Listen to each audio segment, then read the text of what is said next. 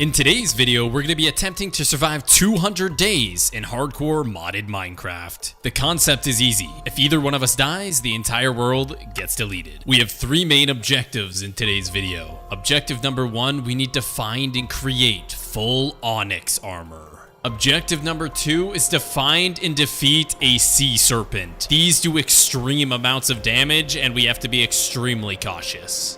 Our third and final objective is to eliminate a stage 4 fire dragon. On day 101, Forrest and I headed out. We needed to find a place to start building our lumberjack station. We found an open area on top of the hill directly next to our base, and so we just kind of flattened it out and started creating. As you guys can see, some time has went by. Forrest and I have literally been grinding on this lumberjack station, and it's looking awesome. After more or less completing most of the lumberjack station, we decided to add a water wheel, pushing water down the hill into the ocean. Not that it was really necessary, but it looks pretty aesthetic. On day 106, Forrest and I have our boat set up and we set sail looking for a water temple. 4 days of sailing goes by and Forrest and I find ourselves standing on top of a water temple. As you can see, we are placing torches against a wall, which stops us from drowning. As we turn the corner, we saw something, and it looks to be an elder guardian. So right away, Forrest and I knew we were in trouble. Not only did we have to make sure we didn't die to him, but we had to make sure we didn't drown. It's a good thing Forrest and I were wearing full mithril, otherwise this fight could have went really south. Just when we thought things were over, I turned the corner, and there was another one. So we instantly grabbed our ice crystals and tried to just freeze them to prevent taking as much damage as possible. Oof, that was close. As we kill that, we are simultaneously drowning. Great thing we got these torches. The great thing about finding this water temple was essentially getting all of this sponge. I know it doesn't make sense yet, but later on in this video, you'll see why we need all this sponge. On day 112, we set sail to find hippocampuses. I know it sounds kind of weird, but trust me, these things are insane. After 3 days of sailing through the ocean, we finally spotted our first hippocampus, and this thing looks amazing. So we immediately jump out of our boat, grab our sponge, and start giving the hippocampus our sponge. After finally taming it, we put the saddle on, and we swam so fast. The cool thing about this is also if you go underwater, you get permanent water breathing. Once returning back home, we got ourselves a stick, and then we made the hippo sit, that way it didn't swim away. Figured it was a good idea to build in a fully fenced-in area for our hippocampuses, that way no sea creatures are able to go and eat them. Also, one question I forgot to ask is, why do they eat sponge? Like, oh, what is wrong with them? After making sure our animals were safe, the next thing we had to do was completely surround our entire base with cobblestone rails, essentially bordering our entire base from any hostile enemies. As you can see, day 117 was pretty productive. We managed to get cobblestone rails essentially across our entire lot, so there should be no more enemies creeping up on us. After securing our property, Forrest and I headed out from our base. Our next objective was to find and eliminate some mermaids. And in what better way to find mermaids than swimming on our hippocampuses that can swim like 10 billion miles an hour? You'll know you ran into mermaids as soon as it starts sucking you in. You have no control, it just reels you in.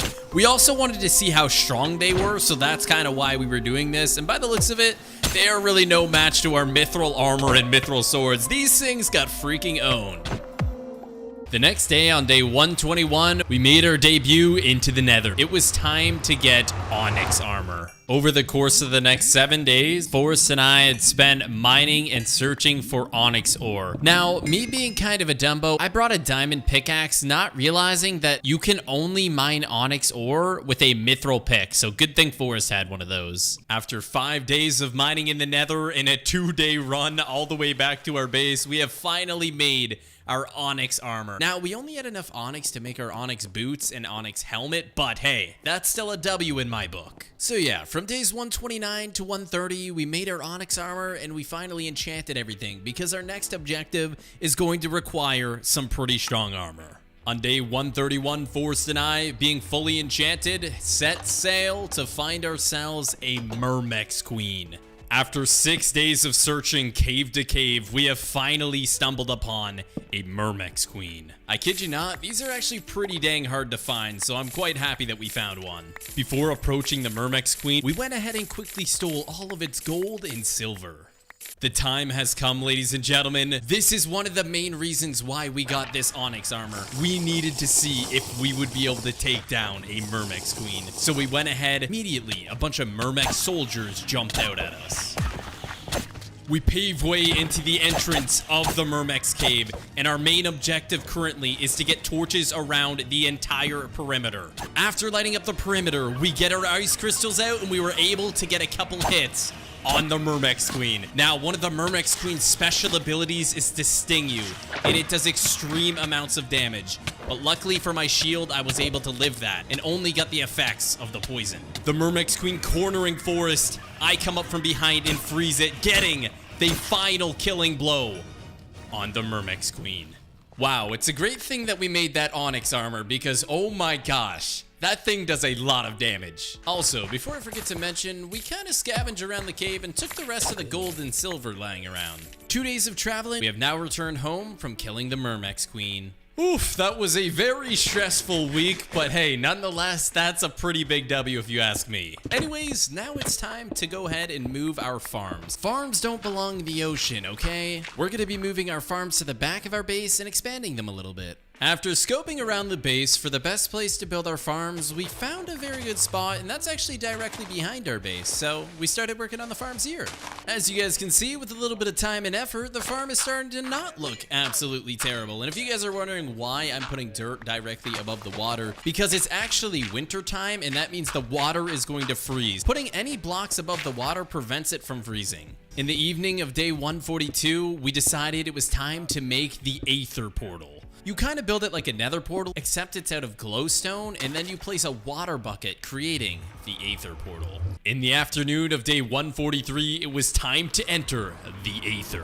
We spawned in the Aether on top of a cloud. We had to be very careful here because what I didn't realize is that you can actually fall through the clouds, so you slowly sink down. So I immediately jumped above the tree. That way I wasn't gonna die of fall damage. As we were investigating the Aether, we ran into an acre plant, and we had no idea what it was. I guess it's just a plant. And then we saw a floating, what seemed to be whale, making singing noises. Like, this is kind of a weird place. I don't like this. The Aether offered a lot of weird things. Not only was there singing whales, but there was these flying black tornadoes. Like, what am I even playing? Is this even Minecraft? While we were out exploring, we found this what seemed to be some sort of mysterious cave. It looked very creepy, but it's definitely something we had to investigate. So, geared up in our Onyx and Mithril armor, we sneak into this cave, not knowing what we are walking into. We get approached by some sort of creature called a wight. I have no idea what it is, but it definitely wasn't too big of a deal. And then some sort of demented ant ran at us. That was kind of weird, but look at this. Seeing that there's decent loot in here, we needed to investigate the rest of this cave. As we continue pursuing this cave, another weird looking spider thing jumps out at us, and I see some sort of square thing in the corner. We have no idea what that is,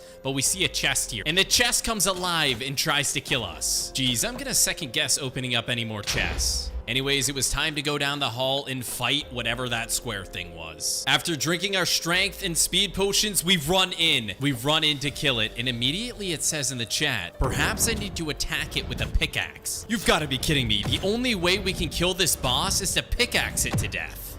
This has got to be one of the most awkward fights I've ever had. I never pictured myself fighting a killer square. Yep, I'll check that one off the books. Anyways, with a couple more smacks, the cube goes down, dropping a bronze key. We were trying to figure out what this key was used for. After we killed him, we noticed that there was trap doors with a chest at the bottom, so we went ahead and opened it. Unlocking the chest, there was tons of different weapons in here, such as the flaming sword, lightning knives. Like, this chest is actually pretty awesome. From days 147 to 148, we were trying to find a good spot to build our sky base. We ended up just building it above the cloud where our Aether Portal is. Our next step was to essentially build a sky base. It doesn't need to look anything crazy, but we just needed a platform that wasn't on top of clouds. That way, every time we go through the Aether Portal, we don't risk dying. After a few more days go by, we were able to complete our sky base. From days 154 to 158, Forrest and I were looking for a skeleton lord. Although this isn't a skeleton lord, we found some sort of stronghold, so we wanted to investigate. As we were breaking into the stronghold, we heard lots of arrows, and it seemed to be two skeletons were fighting each other, so we took those down. We then also mined the skeleton spawner for the experience. Shortly after, a treasure slime jumped onto us. I've never fought one of these before, but it seemed that every one of them were dropping tons of golden apples, so that's a pretty good bonus. As we continued exploring the stronghold, we found a room containing 2 chests. Inside the first chest wasn't really anything too crazy, just a golden apple, but inside the second chest we managed to find some wormhole potions and another return potion. We have never tried to use one of these returning home potions, but here we go, and we made it back home. That is what I'm talking about. On day 159 to day 160, we essentially just started working on creating pathways connecting all of our builds together. And as you guys can see, the pathways actually look pretty cool. It seems to be a lot of times that the littlest details can actually just make things look so much better. As you can see, we connected our pathway to the village. On day 161, Forrest and I headed out. We jumped onto our hippocampuses, and it was time, ladies and gentlemen, to find and defeat the sea serpent. 5 days of searching go by. Forrest and I no longer have our hippocampuses. They were mauled by sharks. We had to take the secondary route and create boats. And in the distance, we find a sea serpent in the water. Ladies and gentlemen, it is time. Forrest and I bought a night vision potion, then we continue to drink our speed, and then drink our strength. Everything that we have done has led up to this moment. So we're both progressively boating very fast in the direction of the sea serpent, and it looks like it's already fighting a shark. We move in a little bit closer as it's running away from the shark, and we get a couple tags on it in the back.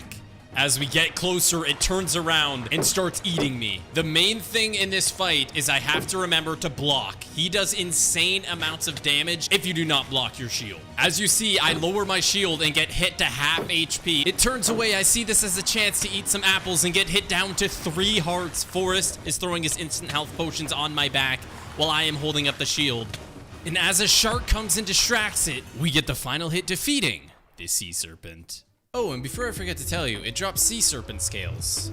Our next objective required us to go to the nether because we needed to kill a lot of wither skeletons to get their skulls. That way we can fight a wither. We went back to the original nether fortress that we found in our first 100 days. It paid off keeping the coordinates because there was a lot of wither skeletons here.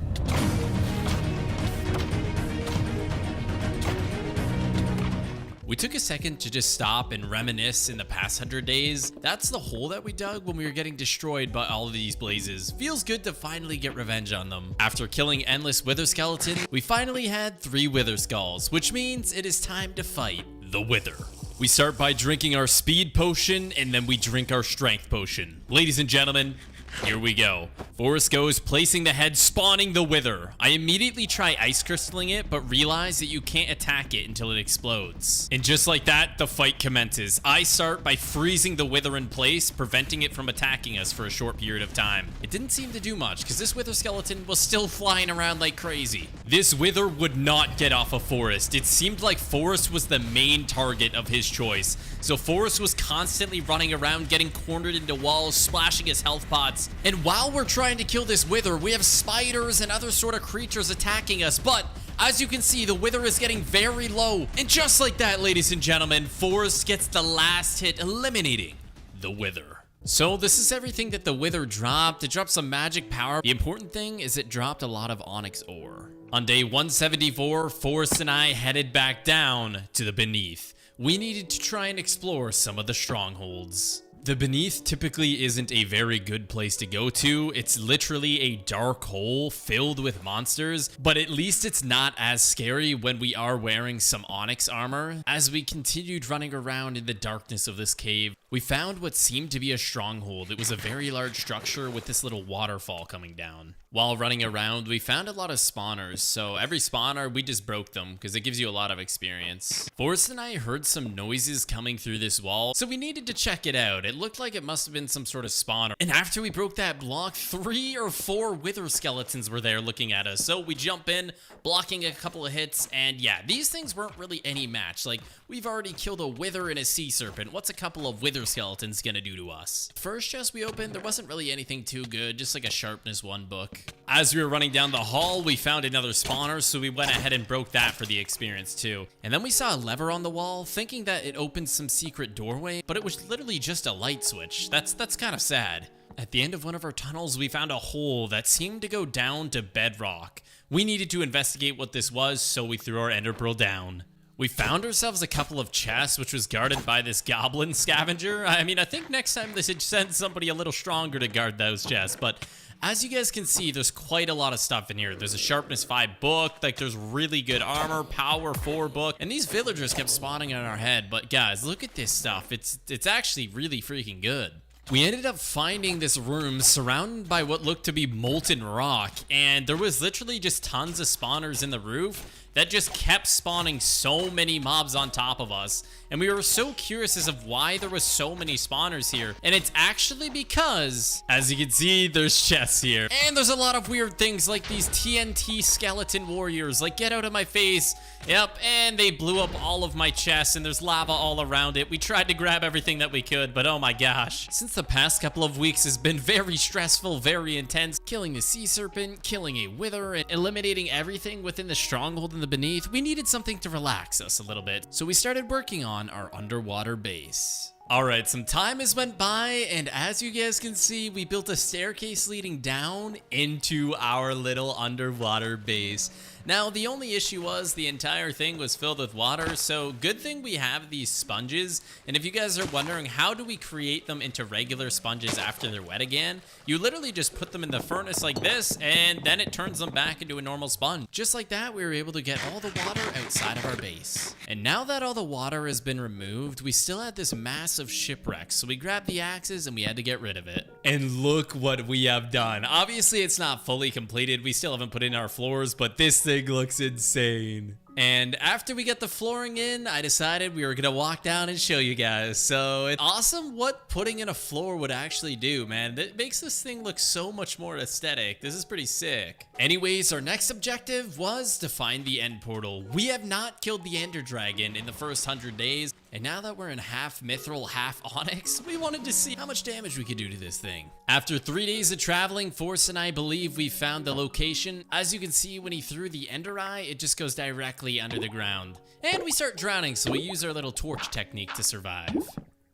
Now that we found the end portal, it was time to put in the ender eyes, and ladies and gentlemen, the end portal was made. Now, of course, our first objective when entering the end is to essentially break all of these healing barriers. If we don't break these, we're never gonna kill the dragon, so that's what we did. Once the dragon set up in the middle, hundreds of endermen ran towards it. Once the ender dragon floated across the center again, Forrest and I had a really good opportunity to get a lot of damage. We just had to make sure we didn't die of fall damage.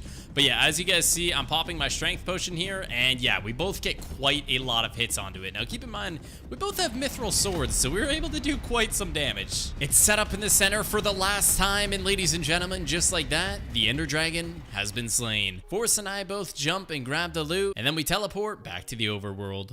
And now, ladies and gentlemen, it is time to go after our third objective, which is of course eliminating a stage 4 fire dragon. And to do that, we needed to enter the Twilight Forest. Okay, this sounds kind of weird, but after entering the Twilight Forest, Forrest and I discovered a dragon cave. As I'm waiting for Forrest to come over and check it out, a dragon comes flying out of the cave, running directly at us. As you can see, Forrest and I were extremely caught off guard and we weren't sure what to do. We figured there was only one thing we had to do. We had to fight this dragon. There was no running away from this thing. And after launching a lot of arrows into it, it got extremely mad and we popped our speed potions to try and outrun this thing. I wasn't sure how much damage it was gonna do, so I started holding my shield, but it actually ran past me, trying to kill Forrest. Ladies and gentlemen, the entire time it was focusing Forrest, I was directly on its tail, smacking it with my sharpness 5 mithril sword. This dragon was not going down. I hit it so many times. I pop my golden apple just in case it tries to target me, and I freeze the dragon in place, granting us another few hits. After unfreezing, the dragon blows constant fire fire at Forrest, almost killing him. This dragon was blowing so much fire it was almost hard to see at some points. And after running from this dragon for so long and putting so many hits into him, we finally eliminated a stage 4 fire dragon. So if you guys didn't know, there's stages 1 through 5 of dragons. The reason why we needed to kill a stage 4, because typically they can drop a dragon egg, and unfortunately for us, this dragon didn't drop one. So we have to go find another one. Just before searching for another dragon, we figured might as well look through this dragon's den and see what kind of loot we can find. On day 194, Forrest and I built a little house right next to our Twilight portal. After building our house from days 195 to 199 began our search for a stage 4 fire dragon. We ended up stumbling upon this massive what looked to be some sort of city. As we're admiring this city, we hear a noise. And then we noticed that there's a dragon's nest directly underneath the city. And it came up to get us. It started by attacking Forrest, and I took that opportunity to pop my strength potions and try and freeze it. For some reason, it was immune to my ice crystal. As it was still aggroed and chasing Forrest, I take this opportunity to unleash a deadly amount of blows, not even getting the dragon to quarter HP with all of those attacks. It starts by blowing fire everywhere on Forrest, getting him very low. After Forrest got out of range, it switched its aggro on me. It does insane damage, one hit putting me to 2.5 hearts. I aggro Pearl away and survive with half a heart. Oh my goodness. Now keep in mind, if we die, the entire world deletes. I use my ender pearls to get back up, and the dragon blows fire all over me while going past. We see it charging back at us from a distance, so we repot our strength and speeds, and it's aggroed completely back on Forrest, so I take this as an opportunity to unleash an insane amount of damage.